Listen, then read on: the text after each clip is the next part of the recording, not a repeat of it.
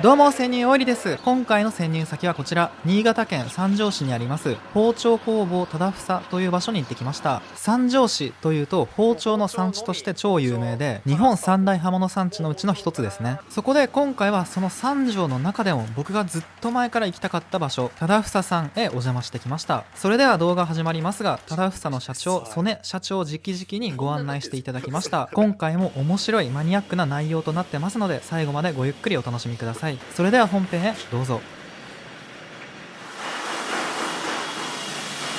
願いします。人が少ないんで、はい。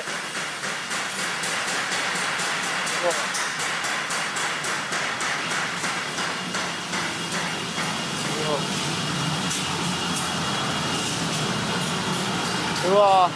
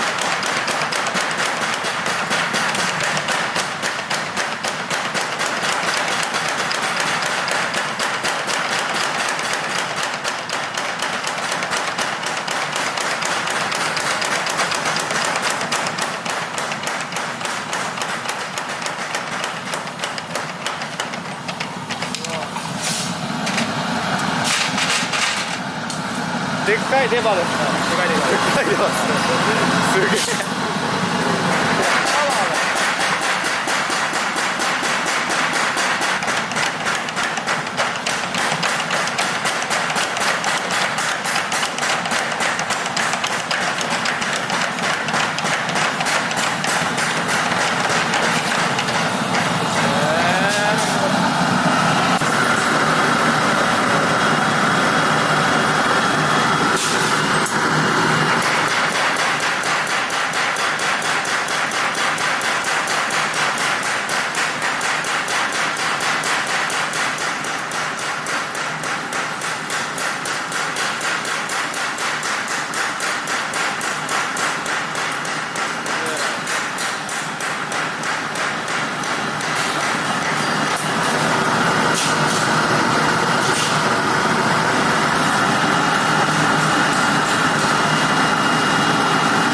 ベルトハンマー作ってる会社って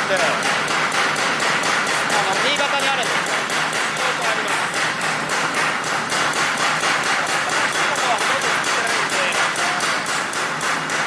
みんな部活のものを愛したんです。へえ。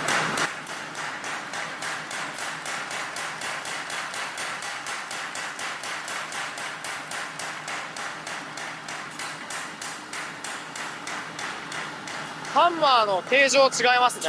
違いますよ。あっちは鳴らし用で、こっちは鍛造用。へえ。肝臓線だ。へ今あっちでやってるのは、はい湯がきを取るっていう。え。はい。だからまっすぐなんで。こっち結構丸いですね。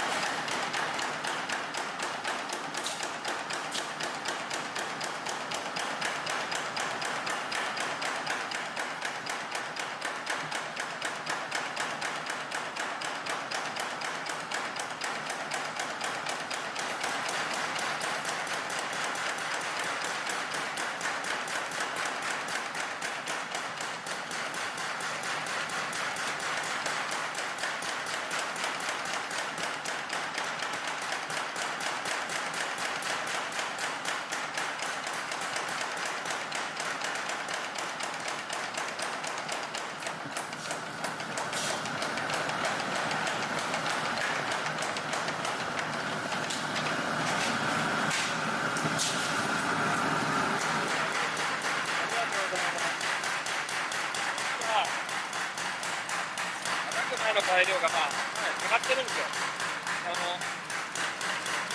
ロールでアクセルするんですよ。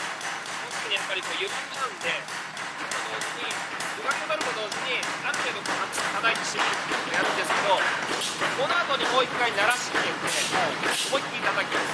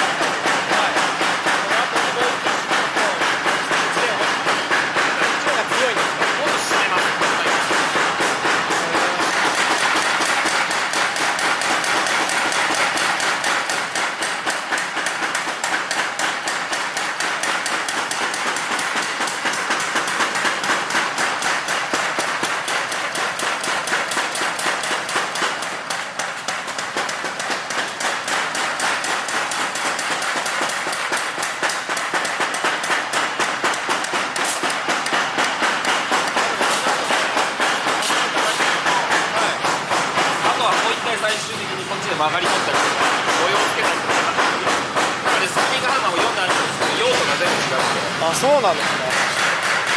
模様っていうのはきつね模様とか。締めとかねあこういったのはここで模様をつける。すげえ。なんかその模様をつけるものって見れたりします？こういうのが見えますか？あ、見えます。へえ。なるほど。これで簡単に模様ついちゃうんですね。すごい。わ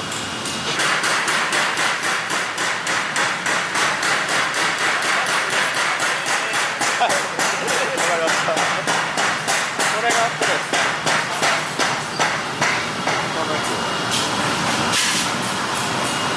ちなみに今この包丁って何包丁ですか？これ牛刀になります。牛刀あるんですね。牛刀です。青木の牛刀なんです。これをやんなきゃいけないんです。ああ、なるほど。それが一つのお客さん向けのやつでこれぐらいあって、はい。そういうのがもう何十件とあるんで。へえ。梨地っていうのはショットでもう。実は梨地はまたちょっと違くて、はい。もうちょっと模様を追加するとか。へえ。そういう感じです。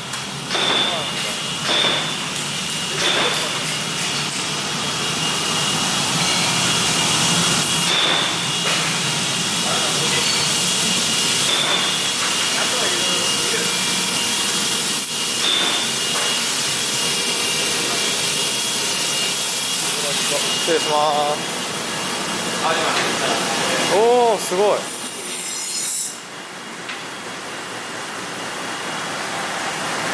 漁業用の包丁で、はい。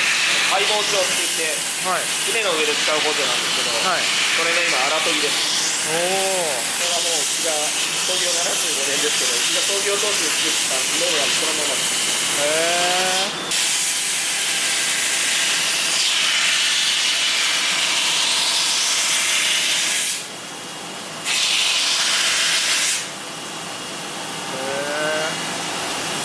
なんかいや他のとこだと下がもう水に浸かっててっていうのが多いんですけど、このパターンは初めてです。上から溶けちゃうんで、あこの陶器も割れやすいですし、接着能力が高いんで、あ、はい結局これに代わる、まあ、うちはセメント砥石っていうのがあって、はいもうあんまりないかな。いろんなのトライしてるんですけど、はい。最終的にここに行き着いてる。これ富山県の砥石屋さんなんです。結局三条もとか越前の方だとほとんどがこの派遣産の砥石を使った三尺砥石っていう90センチ。富山に砥石メーカーがあるんですね。あるんです。知らなかったです。砥石メーカーってやっぱ結構業務用なんで、業務用の砥石メーカーと、あと包丁、まあ手研ぎとかやるこのメーカーって全然違うんですよ。はいなので結構角度のメーカーはいとって結構まあ変なし一般消費者でも知ってたりするんですけど、こういう業務用のメーカーだと多分皆さんほとんど分かんないと思そうですね。僕も1個定見さんしか知らないです。はいはいはい。そうです。そう、広島のそこ以外知らなかったです。まあ定見さんも使ってますけど、はい。まあ、クレっていうクレ統一した定見さんもそうだし、あと DKX とかね、だから統一だけでも5、6社使ってます。おー。ここに入ってる水って普通の水道水ですか？なんか特殊な。ちょっと温めてます。だから湯気出てるんです。そうです。なるほど。この時期はやっぱり素手じゃ無理なんで、はい。お湯を出してやるようにしてます。あでも普通の水ですから、なるほど水とお湯をボンゴで入れて、あ。はい。でなるべく、まあ、手が消えないように。すごいだって聞いた。だから僕もビニールでいろいろカバーして、はい。熱効率を上げようと。熱が逃げちゃうんで、そうですねなるべく逃げないようにはい。いろいろ考えながら。はい。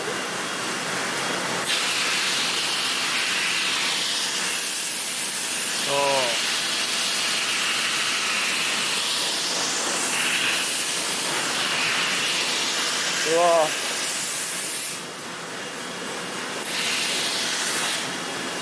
また違うドイツではい番手が全然違うんですけど、さっきのは、はいコブっていうかはい100番とか200番ぐらい、こっちはまあ、僕らが番手で言う時って機械でやると番手が倍以上に効果が出るんですよ。なので普通例えば小石とかだと角度だと荒度って言ったら400度、まあ、500ぐらいじゃないですか。はいこれ200番ぐらいなんですよ。はいでもこれどっちかというと研ぐっていうと磨くっていう要素が強くて、はいだから僕らが言ってるその番手って多分皆さんの一般消費者っていうのは多分全然感覚が違う。ああだから僕らの1000番2000番がこれくらいっていう話ですよね実際。だから僕らが最終的に使ってるはいとかも、あはいこれも今1500番とかはい3000番とかなんですけど、はい多分倍ぐらいなんですよ。うんこれ何番って言われて、これ1500ぐらいですかねって言うと、そんなんで発揮してんのって言われるんですけど、回転させるとそれ以上の効果がはい出るんで、だからこういうのして逆に言うと1万番とかでなくて、はい5000番までしかないんですよ。はいでも5000番でも業務用でほとんど使ってる人いなくて、はい今3000番ぐらいまでが一番はい出てるのかな。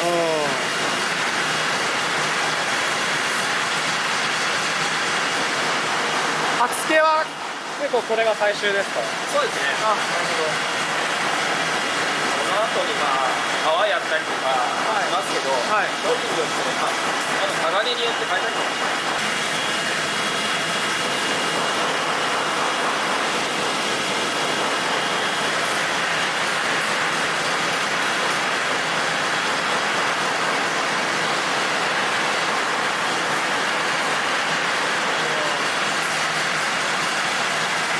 これは全部研ぎ直しです。そうか研ぎ直しサービスもあるんですよね。年間で4万丁ぐらい。ちょっと待って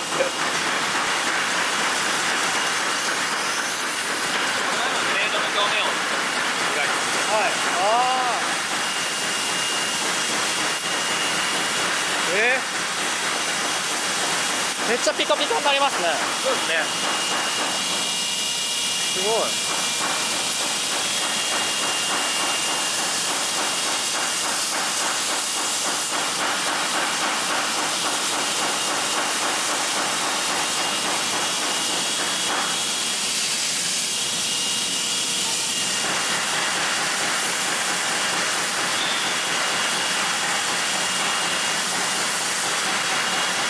そう聞こうと思ったのがなんでやっとこばさみなのかなと思って。ああ。やっとこっていうか使い分けなんですよ。そうなんだ。でもみんな分かんないんでやっとこやっとこって言ってますけど、僕らは僕この世界入った時は一番最初に箸作るんですよ。はいだから20年前ぐらいだとそういうのがあったんですけど、はいもう今そういうのやらないんで、ただ僕はなんか鍛冶屋の原点だなと思ってて、はい鍛冶屋の世界に入った時に最初にまず自分の道具を作るっていう。なのであれをモチーフにしてます。あれは創業当初からあったわけじゃないんです違うんですよ。新しく包丁工房を垂らしたっていうブランドをリブランディングした時に、はいその時にロゴマークを作ったんです。12年目です。そうなんですね。すごい。それもこれはパンキいや本当に形がすごい。ちなみにこのパン切りはすぐ場なんですか？この後波場がうちここにしかないんですよ。後で実際見てもらうと、はい、波場が先端にしかないっていうパンくずが出ないパン切りっていうので。面白い。波の加工をする、どうやって加工してるのか気になります。今やってはいないんですけど、機械はお見せできます。本当ですか？要は波場って自分で研ぎ直しできないじゃないですか、できない一般の人は。こういう形状の小石を作って、そこでしてでメーカーに作ってもらう。このメーカーも地元のメーカーなので、はい、まあいろいろ融通が利くというか。はい。地元のメーカーなんですね。そうなんです。地元で力材っていう、まあ、こう山村製作所っていう会社があるんですけど、はい、まあ包丁の材料とか、はい、ビビオバサミの材料だったりとか、カンナの材料だったりとか、そういうのを鉄と鋼にくっつけるとか、ステンレスと鋼にくっつけるとか、そういった加工をしてくれるメーカーが三条にいるんですよ。だから僕らは変な話、その材料を作るっていうところからやらなくてよかった。はい。だからすごく産地に恵まれているっていう。この盆栽。こっちは全部、秋入れは2つなんですよ。原治療と、はい。あとこっちは鉛質も入ってる。そこはこっちで、はい、ステンレス調がこっち。こういうところです。はい。ちょっと今あったかいですけど、昨日までやってたんで、はい。ここに包丁入れて、それでこっちに出して冷やすっていう。おお。すごい。これもそんなに数はできないんですけど、はい。単価法なんて一丁一丁です。1日300丁ぐらいがマックス。1週間で大体1500ぐらい。なかなか数は上がらないです。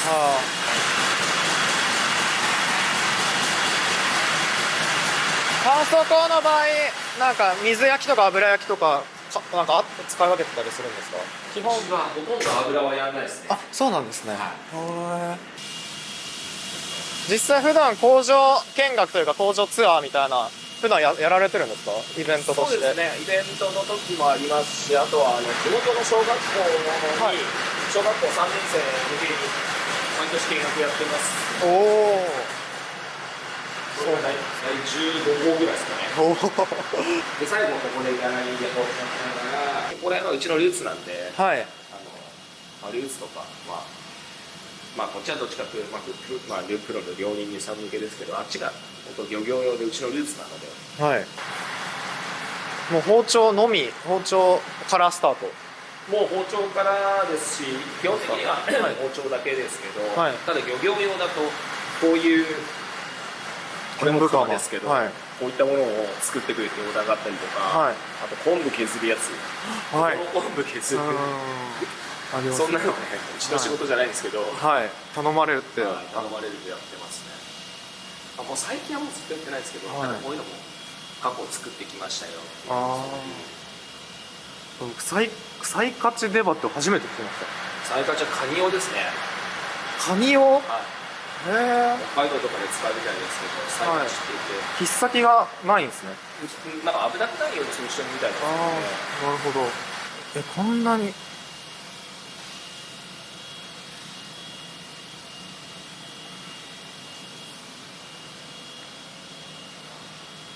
でも片刃も両刃ももう全部いろいろ作ってるんですね。片刃も両刃も前後も、はい、割り込みも、はい。だから結構何でも作るみたいです。守備範囲が一番広いです。すごい。うなぎ先も。うなぎ先はもう今ほとんど作ってないですけど、はい、昔はよく名古屋も作ってましたし、はい、今江戸型をずっと作ってますけど、大阪京都はほとんど作ったことないですけど、そうなんですね。やっぱり関西の方の鍛冶屋さんが多いのかなと思います。でこっちは農業用ですね。はい。本当だ。農業の収穫包丁みたいな。すごい白菜包丁とかありますもんね。あります。そういうの。すごい。猿木って何ですか？猿木業は、山形のはい笹の一点彫りっていう木彫りのはいこういうのあるんですよね、うん鶏とかの尻尾がくるくるってなってるはいそういう木彫りの彫刻があるんですけど、うんそれをやる道具ですだから包丁でもなければ猿も切らない意味わかんないんですよ名前がだかなるほど。ら包丁ってなってるとうちみたいなところに注文が来るんですよ。うちがやったことあるのは20年で2丁です農業も漁業も普通のっていうのはほとんどのメーカーはやんないですね。農業用で主に使われてる鋼材って何ですか？ステンですか？鋼ですか？まあステンに青が多いですね。ああ、そうなんですね。なるほど。ここら辺も全部ステン青硬い方がよくいいらしくて、はいでやっぱまあ、外で使うんで錆びにくい方がいいしっていうので、はい。それでここら辺はステンに青ですね全部。なるほど。結構青紙がベースになってますね。でもやっぱこれもそうなんだ。何でも作るメーカーっていういや、本当ですね。中の方入ってます。うわ、すごい。うわ、かっこいい。失礼します。足どうぞ。はい。あ、これ溝があるんですね。なるほど。溝があってそうです。そこにスポットがあって。は海外だともううちの代名詞はもう梨地。あ。ああ、さらに加えてるってこういうことですね。なるほど。めっちゃかっこいい。これなんかめっちゃかっこいいです。そこら辺が今鉄。それ鉄に剥がれなんですけど、はいこれも外国にもすごい出してます。研ぎやすいっていうのが一番なんですよ。筋引きとかも本当外国人と付き合うようになってから作り始めたようなもんですからね。ああ、そうなんですか。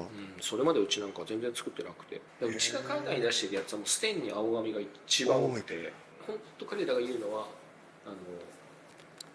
包丁のはい用途っていうのははい切ることはいなので、切ることに対して一番性能がいいものがいいはい。で、例えば錆びるとか、うん。そういう要素があったとしてもそれは別に研げば治るでしょ。だから一番その切れ味がいい、硬度が高い、硬いものがいいっていう感覚のものが多くて、だからその青 S もそうですし ZDP だったりとか硬いものがいい硬いものがいいってなってったんですよ一時。でもそれが硬すぎると今度研げないってなっちゃってで今逆に研げる鋼がいいってなってきてて、だから切れ味とはい研ぎやすさとっていうのが両立するようなところのやつが一番良くて、はいでうちで言うとステンの青だったりとか、はい SLD だったりっていうのが一番その評価が高い。すごくシンプルなんですよね、はい彼らの考え方自体が。なんか日本人と全然違いますね。本当にだから日本のお客さんを相手にしてるよりも、はい外国人を相手にしてる方がすっごく楽なんです。この本質ってこうだよねっていうことをズバッと言ってくれるんで彼らは。なんか徐々に白に変化していきそうな気もしますけどね。そうですね。やっぱり今徐々に来てて、はいだからまあ外国の市場なんかで言うと、はい最初ってグローバルさんが最初に行ったんですよ。はいでグローバルさんが行ってステンの全工でもこれぐらい切れるっていうもので日本の刃物いいよねっていう市場を作って、はいでもその市場から今度そこ貝印が乗っ取るんですよ。主演とかそこら辺がもう貝印がもう世界に席巻してますけど、はいでその中からだんだんとんがってきた人たちが増えてきて、はいで僕らみたいなその白紙まで行く人たち、鉄に白がいいなんて言ってるのはそのとんがってるやつらからまたとんがったやつなんですよ。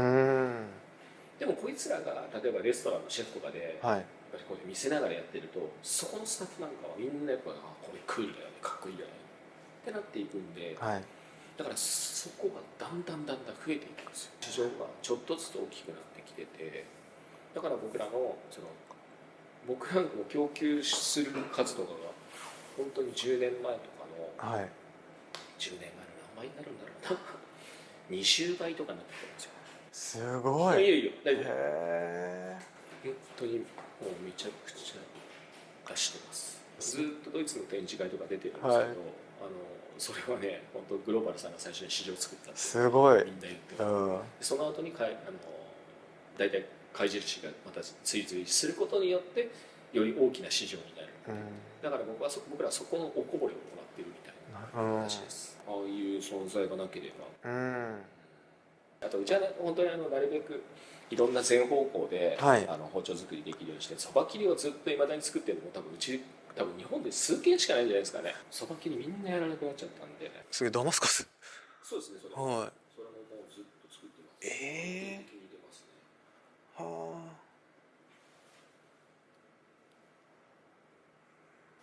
あ。うわ。これちょっと手に取ってもいいですか？あ、どうぞ。これって左利きですか？そうですね。あ、なるほ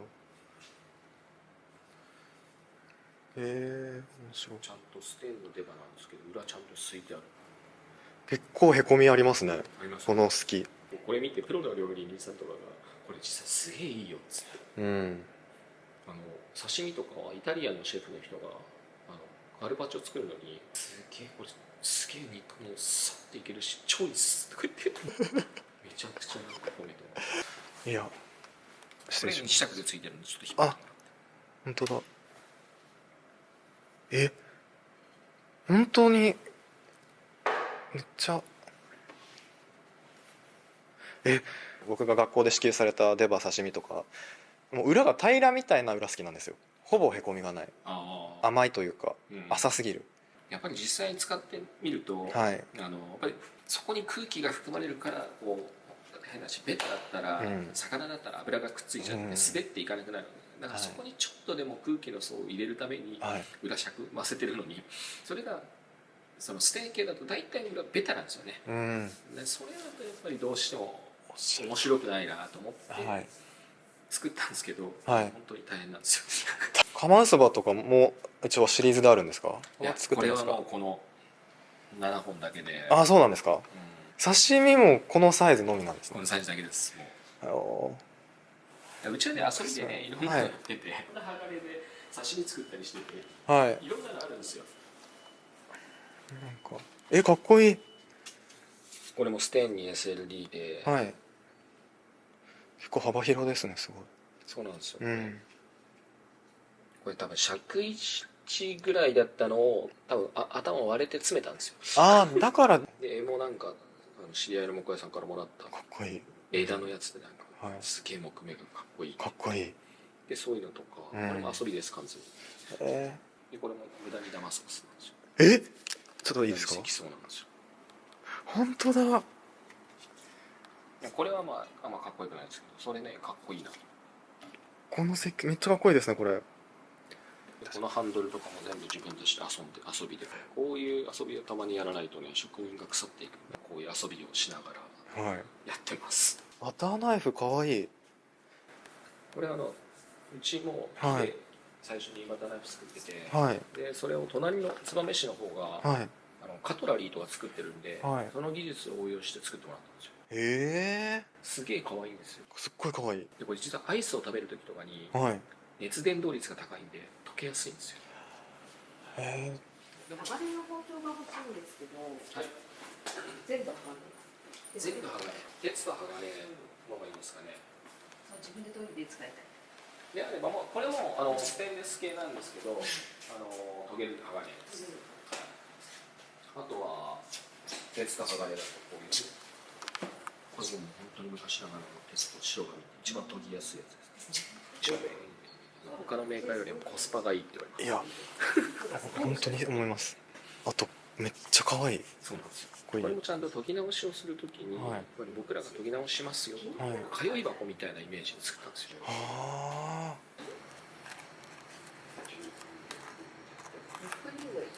よ。いや、本当にデザインめっちゃいいな。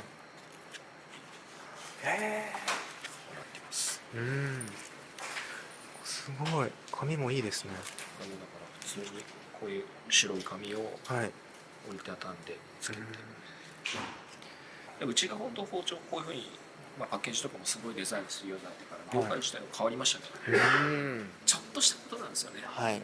でもやっぱりこういうのでだからすっごいギフトに使ってもらえるようになりましたし、めちゃくちゃ販路が変わりました。なるほど。やっぱり刃物って贈り物に不向きっていうのが昔はあったんですけど、でもそれもいや逆に運命を切り開くんだよっつって、だから結婚式とかでもそういうふうに言ってます。お友達の結婚式で使ってくれるっていうのが結構多くなりました。やっぱりパッケージもすごく綺麗だし、本当に綺麗。可愛いよ。超が可愛いよ。魅力だよね。そうですね。これも江戸穴っていう江戸のとこにちょっとこういうのがあるだけなんで2割引きです。お得です。これどれいくらですか？これがだいたい1万円ぐらいですかね。ってるよ。これが昔ながらですよ。そうです。自分で研ぐんだったら研いだ感覚はすごいいいです。めちゃくちゃそのいい鋼というか、いいか。はい、こっち研いだ時の方が全然可愛いけどね。そうですどっちを取るかですねこっちにしてペティナイフを。ああ、その選択肢いいですね。あ、これアウトレットなの。アウトレットです。こっち正規品だとそっちの値段ですけど、こっちだと2割引きですね。ありがとうございます。ずっと来たかったの。ありがとうございます。あ、東京から毎回来れなくて、日曜日お休みじゃない。そうなんですよ。日曜日はちょっと休まないとさすがに。さやっと来れたって感じで。アウトレットって言ってもみんなわかんない。わかんないですわかんないです。何がアウトレットかわかんないですよ。何がアウトレットなんですか？わかんないです。でも小屋さんがこれダメだっつって。まあ素が入りすぎてるところですか？このかもしれないですね。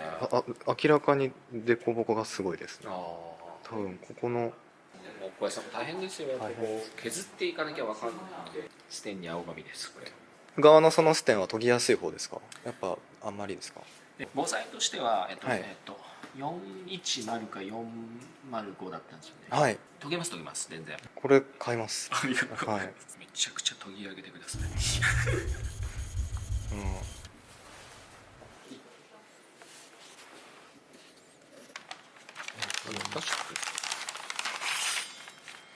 おおかっこいい。昔は全部こうだったんですよ。そば切りって裏ベタが基本ですか？裏ベタが基本なんですけど、はいどうしてもこうやっぱこう鋼がキュッキュッとなってしまうんで、はい。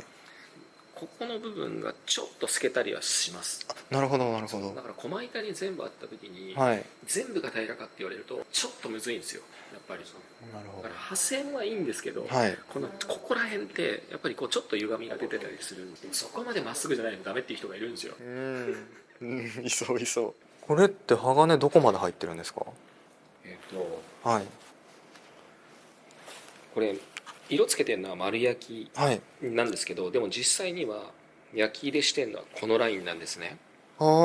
このちょっと紫っぽくなってるテンパーカラーの色、はい。ここが焼き入れのラインです。で鋼自体は多分これぐらいのラインまで入ってます。でもそこまで焼き入れちゃうとはい曲がりが取れないんで、はい。これもやっぱ若干張ってるんですよね。どうしてもね、やっぱりもう叩いて直すんですけど、はい。ここまで全部定規当ててここ平らじゃねえだろうとかって言われるとそうっすねーって言っちゃいますもん。まあ3センチぐらいなんで、そこまで使おうってまあなかなか。カードって使いますか？使いますそば切りも買っていいですか？いいっすよ。いやそば切りずっと欲しかったんですよ。打つんですか？打ちます打ちます。人によってはサメ側を巻いたりとか日本刀みたい。すっごいこだわってる人もいますで、結構本当に打つ人だと、はいスポーツみたいに打つんで、テニスのラケットのやつ巻いたりとか汗を吸収するようなそういう人もいます。なるほど。いろんな人がいます。いやー研ぐの楽しみだな。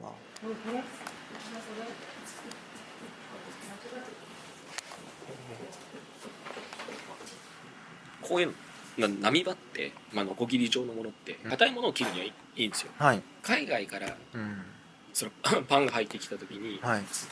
硬いパンなわけですよ。保存食としてのパンなんで、それを切るのには波場の方が良かったんですよ。で形状だけが残ってしまって、でもパンってすごい進化して、中が柔らかいやつとか、いろんなのが出てくる中で包丁だけが進化しなかったんですよ。で変な話、僕らとかってパン切るのに普通の包丁で切ってたんですよ。でそれをこの開発する時にその人が「普通の包丁で切れんの?」とかって言って「まあ切れるんですけどね」とかって言ってたら「なんでそれ作んないの?」って言われて「はい。あそっか」と思ってで普通の包丁で作ろうとしたんですけど、はい。ただやっぱり食パンとかの耳が滑っちゃうんですよ。あ、そっか、きっかけだ。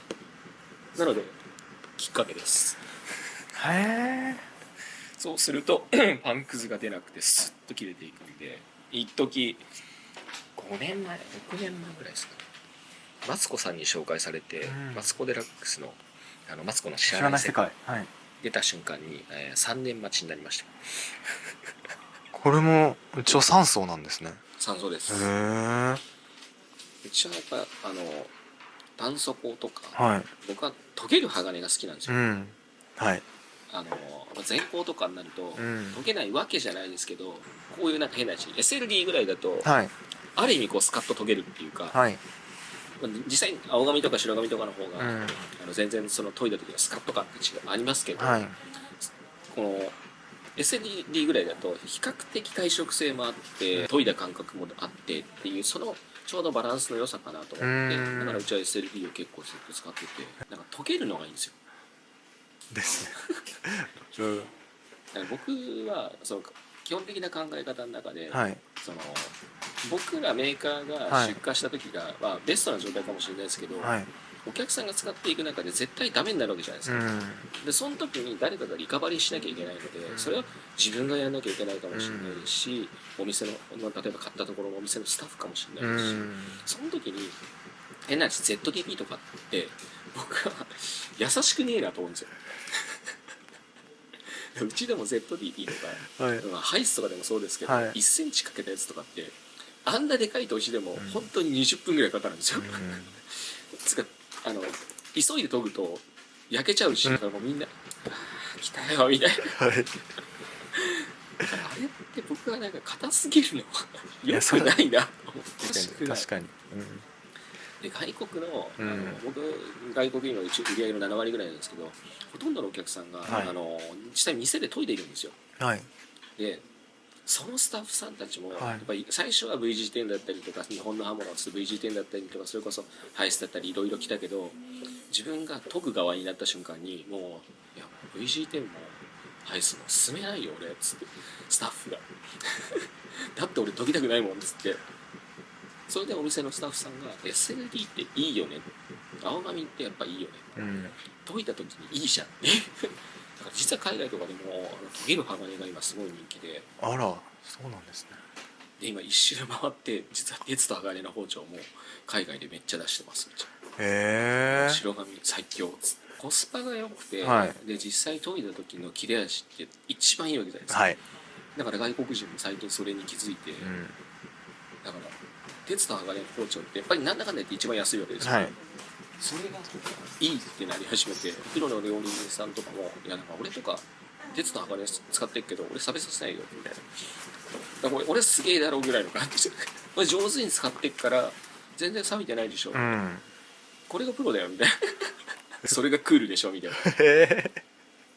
でもその日本食の料理人さんってそれ当たり前じゃないですかそうですね。ずっと常に拭いてるじゃんだから錆びてる包丁なんてほとんどないわけじゃないですかだから海外でもその感覚が最近あるらしくて嬉しいむしろクールでしょみたいなうん。だからちょっとずつ変わってきましたねへえ。日本だけじゃないですかねこんなに錆びない方がいいっていうあと海外のブランドその流れで言うと、うんやっぱダマスカスなんかもうんやっぱりこう値段が高いだけでしょっつって、もうだんだんスタイルっていっちゃってるしもうその流れまで来てるんですか。ダマスカスだったら、はい例えばもう VG10 だから竹風の材料なんていうのはもういや VG10 だって安物でしょみたいなもう VG10 イコール安い鋼って言ってヨーロッパの方では言われてててか竹風が売りすぎてるんですよあそれがそういう風潮になってて、はいで VG10 って売ってあるとこれ安物だよねっつってだからやるんだったら本当に自分たちで担当して細かい模様を出して、すっげえ手間暇かけてやってもうこれはこの層出せないでしょみたいな感じとかにしないともう高く売れないし、あとは日野浦さんみたいにはい本当に自分で自我で作ってとか、うんでそういうやつじゃないとやっぱり評価されなくなっちゃってて海外の人たちの方がマニアックですよそうなんだ。面白いですよでも海外の人たちもすっごいちゃんと研いでくれるんでめちゃくちゃ砥石メーカーなんかも詳しいですしねシャプトンとかがなんかもう値段その番手とか上げすぎじゃないですか、なんか2万番とかいらねえよいらない。だからシャプトンのあの番手って何なんだろうっつってだから外国人の他の人がダラッサさなんでダラッサのブランドで3000番しか出してないのって、いや3000番で十分だからって僕は言ってるんですけど、僕はもうシンプルにいきたいんですよはい。だってあんないっぱい数あるとどこで使っていいのか分かんなくなりますね。だから僕はもううちのっていうと当社4つしかなくて、はい400、800、1500、3000ででステンコだったら1500円で止まっていいよっつって全然それで自分の歯がつくんで切れるし、で炭素鋼だったら3000万円ぐらいやってもいいけど別に1500でもいいんじゃない、っていう風にして僕はなるべくハードルを下げるように。盤ってちょっと珍しいというか、なんか1800と1500って珍しいですね。末広さんがそうだったんですよね。あ、それはたまたまだ。僕サンドペーパーで荒研ぎしたりとか修正砥石とかで荒研ぎしたりとか、あとなんだったら外のコンクリートブロックとかで研いでますよ荒研ぎは。はい。で仕上げになると、はい、その表面とか磨くんだったら、そのファブリックベルトみたいなやつを使って目を潰したりとか、僕は YouTube でそういう風に教えてて、とりあえず研ぎなんか何でもいいからいろんなの使ってくださいみたいな研磨剤とか歯磨き粉でもいいですよ、錆び落とすんだったらワインのコルクに歯磨き粉つけてそれで磨いてもらっても錆び落ちますよっていうのを言ったりとか。僕は本当はルールを作りたくなくて、みんなにこうなるべくその包丁研ぎってめんどくさいよねっていうんじゃなくて、楽にこうトライしてほしいなと思って、やっぱねハードルを上げたくないんですよね。みんながこう形とかって言うじゃないですか。やりゃいいと思ってるんですよ。やって失敗してでその時になんでダメだったんだろうって聞いてもらった方が僕は答えやすいんですよ。何が正解って言われると正解ってないじゃないですか、はい、だから僕はもう本当、よく言ってるのは例えば新しい包丁買ったらこれはその状態キープしましょうよっつって、で前あったものは例えば鈍角に研いで、ちょっと立てて研いで、これは硬いもの専用にすればいいし、包丁使い分ければいいんじゃないですかとかっていう話とかもするんですけど、それって全部研ぎ方で変わるわけじゃないですか。だからそこら辺をなんかみんなこう一緒くたにこういう角度でやりましょうとかって言っててもメーカーですら変えてるわけですから、はい、考え方を変えた方がいいのかなと。国内の包丁研ぎでも東京用と大阪用って実は違くて、大阪の人、前はずっと同じ研ぎ方してたんですよ、うち比較的薄く研ぐんで、薄く研いだ方が切れ味いいし絶対気持ちいいよねと思ってそうやってたんですけど、大阪からクレームが来て切れ味が鈍るのが早い。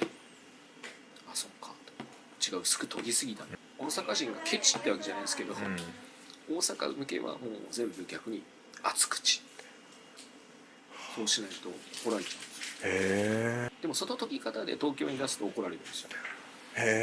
切れ味が悪い。そりゃそうですよね、食い込んでいかない、だから大阪の人が全部がそうじゃないとは思ってるんですけど、なんかね大阪からはクレームが来ちゃったんで、うちの中でもそういう研ぎ方っていう、たまに本当もう肉が分厚いやついっぱいありますからね。研ぎ直しやってるとあれが一番嫌なんですよ。だって3層のはずなんですけど鋼が見えないんですよ。だからもう鈍角すぎてこんなになってるんですよ鋼が隠れてるんです。どうやってと思って、これでも絶対全鋼じゃねえよなと思って研ぐと目が出てくる。あ、やっといたみたいな。はい、ということでいかがだったでしょうか。包丁をね思わず2本買ってしまいました。曽根社長ねすごい面白い人でしたよね。なんかねもう何でも話してくれるようなすごい面白い人でした。ぜひねお話ししに行ってみてください。でね今回のこの筋引き包丁実際に研ぎまくりましたので、そのね研ぎ動画っていうのは作業用オイリチャンネルというサブチャンネルで公開してますので、ぜひそちらもご覧ください。本当にこの包丁もそうですが、お店に置いてあるアウトレット品本当にお得です。お得すぎます。もしね近くに家があったら毎日通ってチェックしてますね。まさにお宝を探すような感じでめっちゃ楽しかったです。ぜひ行ってみてください。ということで曽根社長貴重なお時間本当にありがとうございました。また遊びに行きます。はい、ではですねまだ動画続きます。今回は僕が新潟へ初めて行ったっていうこともあって僕も全然わからなかったんですよ。なのでもしこれから新潟刃物旅行へ行きたいなと思ってる人はぜひねまずここへ行ってほしいっていう場所があったのでそちらを紹介していきます。その場所というのが燕三条地場産業振興センターという場所で、ここは燕三条駅から徒歩5分のところにあります。ここに燕三条の刃物メーカーがたくさん紹介されてまして、新潟にどんな刃物屋さんがあるのか全体を把握するという意味で非常におすすめです。実際にちゃんと物も置いてあるので直に見ることもできるし、購入もねできるものは少し割高ですけど買うこともできます。もう本当ねここは歩くだけでも楽しくて、もう見てるだけじゃ終わらないですね。もう僕みたいな人だったらここだけで2時間は入れます。気づいたらね日が暮れてるということもあると思うので注意が必要ですね。ぜひ新潟燕三条へ行かれた際は立ち寄ってみてください。はい、ということで新潟刃物旅行見てわかる通りまだまだ行かなきゃいけないところが山ほどあります。2024年明けましておめでとうございます。2024年何社回れるか、とりあえずね今回は忠房さんのみということなんですが、今後の動画で潜入続けてまいりますので楽しみにお待ちください。そしてもう一個最後これで終わります。今回購入した筋引きでちょっと食材を切ってみました。切る食材題は新潟県産の洋梨ル・レクチェというフルーツです。これはラフランスと同じ洋梨は洋梨なんですけど、また違った味わいということで試してみました。はい、ではまずはこの筋引き包丁から。もうめちゃくちゃかっこいいんですよ。このね忠房っていう名切りとかね、めちゃくちゃかっこいい、可愛いんですよ。もう見た瞬間にこれだと思って、もう目が合っちゃったんですよね。はい、もうねいい出会いでした。本当にこのねひし形みたいな土目模様もすごいおしゃれで可愛いですよね。はい、では新潟の洋梨ですね。このル・レクチェを切っていきます。もうすんごい切れ味なんですよ。すっごいもう気持ちよかったです。てかねそもそも筋引きの本来の使われ方とは全然違いますよね。この筋引きもね1投目がこの梨でびっくりしたと思います。梨なんでって思ったと思いますが、1投目は同じ新潟県産のものが良かったんですよ。全然問題なく切れます。ただ梨を切るのに適した包丁ではないです。はい、で食べた感想ですが、ラフランスと比べやっぱ違いました。ル・レクチェの方がなんかねねっとりというか濃い甘みで、酸味は控えめ弱めなんですよ。でさらにこれ面白かったのが部位によって味が違いました。頭のこの飛び出てる部分の方が甘かったです。こんな感じで梨以外のフルーツも、例えばスイカとかメロンとかそういうのでもそうですが、部位によって味が変わるんですよ。その変わるってことを知ってると、お客さんにね出す時にそのひいきなく、もしくは逆にお得意様に出すとこに美味しい部分をね回すっていうこともできるので、ぜひねこういう食材の中でも特に美味しい部分っていうのがありますので、そういうのを知るってとこもすごい面白いです。はい、ということでル・レクチェ美味しかったです。ごちそうさまでした。またねこの包丁の研ぎ動画も見てもらえたらと思います。ということで終わります。今回の動画少しでもいいなと思っていただきましたら、ぜひグッドボタンとチャンネル登録よろしくお願いします。それではまた次の動画でお会いしましょう。ありがとうございました。